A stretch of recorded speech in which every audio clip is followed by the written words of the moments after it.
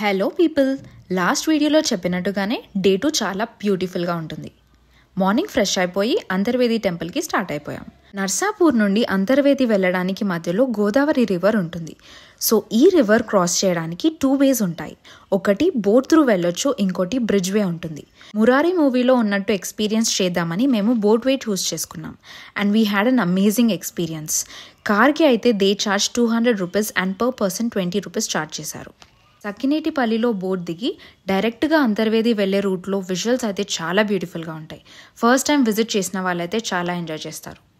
నవనరసింహ క్షేత్రాల్లో అంతర్వేది ఒకటి. ఈ టెంపుల్ కోనసీమ డిస్ట్రిక్ట్లో ఉంది.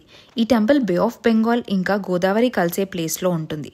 టెంపుల్ టైమింగ్స్ వచ్చేసి 6:30 AM to 1 PM and 3 PM to 7:30 PM. Navanarasimha క్షేత్రాల లిస్ట్ ఇక్కడ చూడొచ్చు. టెంపుల్ లోపల అయితే చాలా పీస్ఫుల్గా ఉంది. టెంపుల్ నుండి సముద్రం నది సంగమం అయ్యే ప్లేస్కి వెళ్దామని అందరం కలిసి బోట్ తీసుకొని సంగమం అయ్యే ప్లేస్కి స్టార్ట్ అయ్యాం. విజువల్స్ అయితే చాలా బ్యూటిఫుల్గా ఉండే.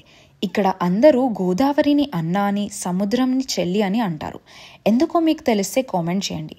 డే 3 మేము రిసార్ట్ వెకేట్ చేసి ఎక్కడ వెళ్తున్నామో నెక్స్ట్ వీడియోలో చూడండి. Please like and share. ఉంటామలా.